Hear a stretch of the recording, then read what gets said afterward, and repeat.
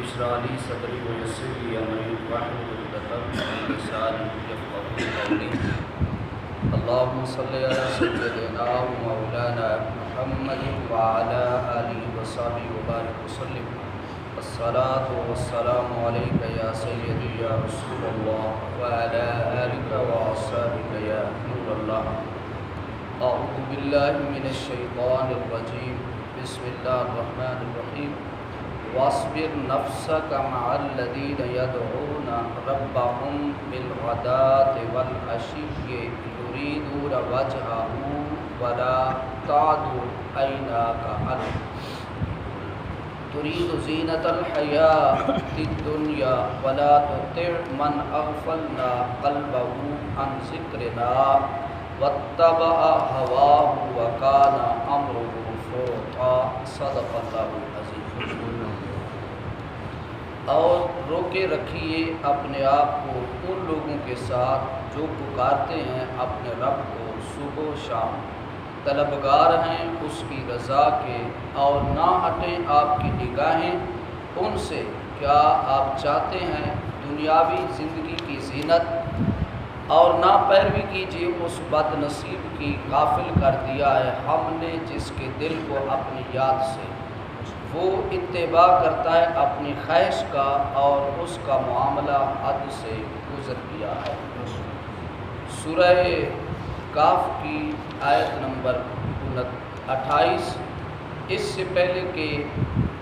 آیات میں اللہ تبارک و تعالیٰ نے اصحاب کاف کا ذکر کیا تھا، اور آج اس آیت سے ایک نئے موضوع کا ذکر ہو رہا ہے، اور وہ موضوع یہ ہے اور اس کا شان نزول یہ ہے کہ اللہ تبارک و تعالیٰ نے اپنے محبوب مکرم صلی اللہ علیہ وسلم کو ارشاد فرمایا کہ محبوب واصبر نفسک مع الذین یدعون ربهم بالغداة والعشی، اور آپ روکے رکھیے، یعنی اپنا تعلق، اپنا بیٹھنا ان لوگوں سے ساتھ رکھیے جو صبح اور شام آپ کے رب کو پکارتے ہیں اور اس کی طلب کے، رضا کے طلبگار ہیں۔ اس آیت مبارکہ کا شان نزول جو ہے وہ بڑا سننے کا ہے کہ عیینہ بن حسن الفزاری جو قبیلہ مضر کا یہ سردار تھا، اور بعض روایت میں ہے کہ کچھ لوگ جو ہے کفار کا ایک گروہ، کیونکہ یہ مدینہ پاک کا واقعہ ہے جس میں یہودی اور عیسائی لوگ تھے، یہودی تھے، یا صرف یہی ایک شخص تھا۔ یہ ایک دن حضور علیہ السلام کی مجلس میں آیا، تو جب حضور کی مجلس میں آیا تو وہاں پر آقا علیہ السلام کے چند صحابہ، جس میں خصوصی طور پر حضرت بلال، حضرت عمار بن یاسر، حضرت صہیب، حضرت خباب، حضرت عبداللہ ابن مسعود رضی اللہ تعالیٰ عنہ، اور چند صحابہ کرام رضی اللہ عنہ اجمعین جو غریب تھے اور جن کا تعلق اصحاب صفہ کے ساتھ تھا۔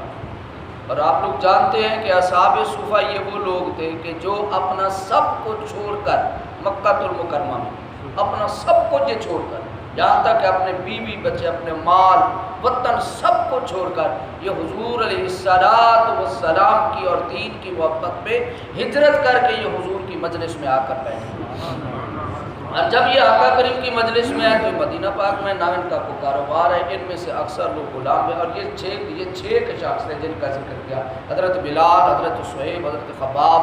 حضرت عبداللہ ابن مسعود رضی اللہ تعالیٰ عنہ، حضرت سلمان فارسی، حضرت ابو ذر غفاری۔ تو یہ لوگ تھے کہ یہ مفلوق الحال تھے اور ان کا کوئی کاروبار نہیں تھا، ان کا صرف ایک ہی کام تھا کہ یہ مسجد نبی میں جو اصحاب صفہ کا چند پودرا ہے، یہ اس جگہ پر بیٹھتے اور آقا علیہ السلام تشریف لاتے، بس ان کا ایک ہی کام تھا، یہ بس حضور کا دیدار کرتے رہے، ان کا کام یہ تھا، ان کو اور کوئی کام نہیں تھا، بس یہ جب آقا تشریف لاتے یہ حضور کے دیدار کے منتظر ہوتے تھے۔ اور جب آقا اچھا ان کی حالت بھی یہ ہوتی تھی، حضرت ان کے حالات یہ ہوتے تھے کہ بعض اوقات ان کو کئی وقت کئی دن ان کو کھانا بھی میسر نہیں ہوتا تھا۔ حضرت ابو ہریرہ فرماتے ہیں ایک دن تو میں بھوک کی وجہ سے بھی ہوش ہو گیا، لوگ مجھے لتاڑ کر چلے گئے، ایک دن تو ہماری یہ حالت ہو گئی۔ اور آج ہم کہتے ہیں کہ دین پہ چلنا بڑا مشکل ہے۔ ان حالت میں بھی صحابہ کی حالت یہ تھی کہ کئی دن کے بھوکے ہیں لیکن نماز پھر بھی نہیں جاتی۔ ادھر پیٹ بھرا ہوا ہے، بھرے ہوئے پیٹ کی وجہ سے کھایا نہیں جاتا۔ رمضان میں ہم اتنی سحریاں میسر ہوتے ہیں کہ کھا کھا کے پھر ہم مومٹنگ کر رہے ہوتے ہیں۔ کیوں آتی ہے روزے میں مومٹنگ آتی کیوں ہے؟ جب ہم اوور ڈوز کر لیتے ہیں معدہ برداشت نہیں کرتا، بس اگر تھوڑا سا کھا لے تو معدہ تو اتنا لیتا ہے، لیکن ہم کہتے ہیں کہ اس وقت تک کھاتا، اذان آ رہی تو پھر بھی ہم کہتے ہیں کہ آخری گھونٹ پھر بھی پانی کا لے لیں، جب تک یہاں تک نہ پھر نکلنا شروع ہو جاتا ہے۔ ارے صحابہ کرام کی عظمتوں کو دیکھو، صحابہ کرام کی زندگی کو دیکھو، آج ہمارے بیوی بھی ہیں، بچے بھی ہیں، گھر بار ہے، سب کچھ ہے، ہم کہتے ہیں دین پہ چلنا آج مشکل ہے۔ تو ان کا کام یہ تھا بس حضور تشریف لاتے اور یہ حضور کے دیدار سے مشرف، بس یہی کام تھا، ان کو تکتے رہنا، آپ کی دید ان کو تکتے رہنا، یہی ان کا کام تھا۔ اچھا پھر حالت یہ تھی، اب جن کے پاس 3 دن کھانا نہیں میسر، ان کے کپڑوں کی بھی حالت یہی تھی، کپڑے بھی یہ پھٹے پرانے کپڑے ہیں، ہٹا ہوا لباس ہے، یہ حالات ہے۔ اور پھر دھونے کے بھی وقت، دھونے کے لیے بھی اسباب میسر نہیں ہے، یعنی کہ اسباب مر کے دھونے کے لیے لباس تو ایک ہی ہے، اب اس کو تو گرمیوں کا موسم ہے تو صحابہ کرام نے کئی دن سے کپڑے تبدیل نہیں کیے، جسم سے ان کے جسم سے پسینے کی بو آ رہی۔ اور یہ عیینہ بن حسن یہ اپنے قبیلے کا سردار تھا، یہ حضور کی بارگاہ میں آیا، کہنے لگا کہ اے محمد صلی اللہ علیہ وسلم، زور سے پڑھ لیا کہ صلی اللہ علیہ وسلم، تاکہ ہمارا درود حضور کی بارگاہ میں پہنچ جائے۔ وہ تو دل میں بھی پڑھے تو پہنچ جاتا ہے، یہ نہیں کہتا کہ زبان سے زور سے پڑھے تو وہ تو دل میں بھی پڑھے تو درود پہنچ جاتا ہے، لیکن زور سے پڑھیں گے تو پھر مجلس میں حضور کے درود کی برکتوں کی رحمتیں اور عادت بن جاتی ہے۔ جب زبان پر حضور کا نام ہے، جب زور سے پڑھے تو عادت بندہ جس مجلس میں بیٹھا ہوتا ہے، جب حضور کا نام ہے تو وہ اگر زور سے پڑھے گا صلی اللہ علیہ وسلم تو آپ کی برکت سے شاید دوسرا بندہ بھی پڑھ لے تو اس کے پڑھنے کا ثواب آپ کو بھی مل جائے گا۔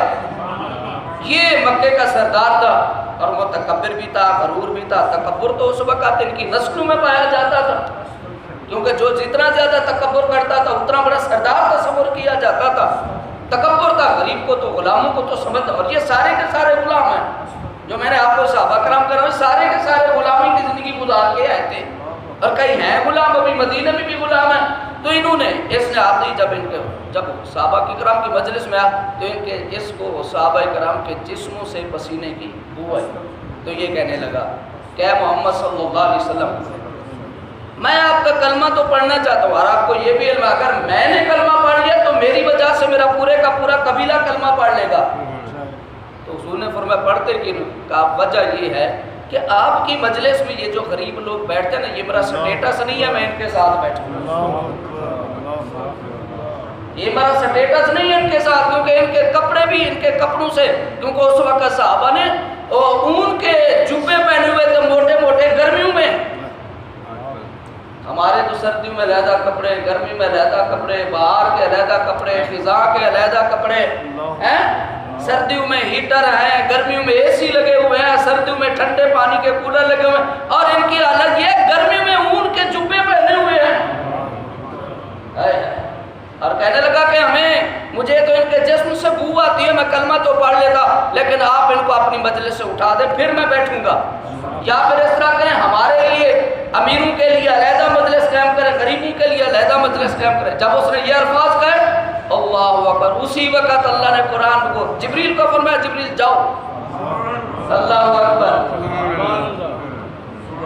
اللہ اکبر، دیکھ رہو اللہ غریبوں سے کتنا محبت کرتا ہے۔ اسی وقت اللہ نے جبریل کو کہا کہ جبریل جی رب جلیل، فرمایا جو میرے محبوب کو کہو وَاصْبِرْ نَفْسَكَ مَعَ الَّذِينَ يَدْعُونَ رَبَّهُمْ بِالْغَدَاةِ وَالْعَشِيِّ، محبوب یہ خیال کرنا، یہ نہ کرنا ان کو اٹھا دینا، نا محبوب اس کو اٹھا دو، ہمیں اس کی ضرورت نہیں ہے، ہمیں تو آپ کے غریب یاروں کی ضرورت ہے، محبوب ہمیں تو ان کی ضرورت ہے، کیوں؟ یہ تو ویسے ہی منافق ہے بدبخت، اور یہ تو وہ لوگ ہیں محبوب جو اپنا تن من دھن آل وطن قبیلہ خاندان خیش اقارب سارا کچھ چھوڑ کر محبوب یہ تو ہر وقت بیٹھے ہی اس لیے ہے. یہاں پر ایک جملہ لکھا ہے, مجھے اتنا ابھی میں پڑھ رہا تھا میرے دل میں اتنا اترا, اور وہ جملہ سنیں. یہ پیر کرم شاہ صاحب نے بڑا زبردست جملہ لکھا ہے. اس کا جملے تو بڑے لکھے لیکن ایک جملہ لکھا کہ محبوب نا محبوب ان کو اٹھانا نہیں ہے. کیوں؟ محبوب یہ تو ہر وقت تیری نگاہ کرم کے پیاسے رہتے ہیں. محبوب یہ تو آپ کی نگاہ کرم کے پیاسے ہیں. اگر آپ نے ان کو اٹھا دیا یہ تو بیچارے جیتے جی مر جائیں گے, کیونکہ ان کا تو کام ہی کوئی نہیں ہے. ان کا تو صرف ایک ہی کام ہے کہ یار کے چہرے کو تکتے رہنا. محبوب ان کا تو کام یہی, ہمیں ان کی ضرورت نہیں ہے. محبوب یہ غریب ہوئے تو کیا ہے, اس کو تو جسم سے ان کے جسم سے بو آتی ہے اور اس کو پتہ ہی نہیں کہ ان کے پسینے کی قدر کیا ہے. ان کے پسینے کی قدر تو تیرا رب جانتا ہے کہ محبوب یہ تو بیٹھے ہی تیرے اور میری رضا کے لیے ہے کہ وَاصْبِرْ نَفْسَكَ مَعَ الَّذِينَ يَدْعُونَ. اور صحابہ کرام رضی اللہ عنہ جو اجمعین فرماتے ہیں کہ اگر حضور ایک لمحے کے لیے بھی اگر آقا کریم ہماری آنکھوں سے اوجھل ہو جاتے تو جتنا دن حضور ہمیں نظر نہیں آتے وہ لمحات ہمارے اوپر قیامت کی طرح برستے رہتے تھے.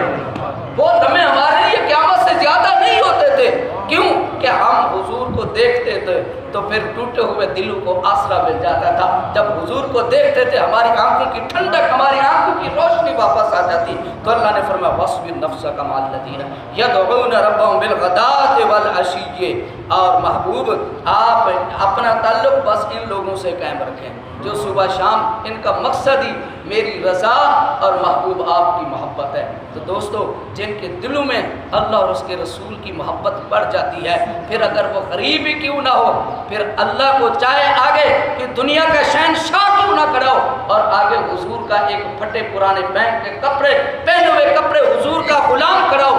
اللہ کی عزت کی قسم وہ بادشاہ اللہ کو ایک نظر بھی نہیں باندھتا ہے, لیکن وہ غریب جو اللہ کے نبی سے محبت کرتا ہے اللہ اس کو پھر کائنات کی بادشاہیاں اللہ اس کو بہت پیار کرتا ہے. عزت ملتی صرف یہ ذہنوں میں رکھ لیں, عزت ملتی ہے تو حضور کی محبت سے ملتی ہے,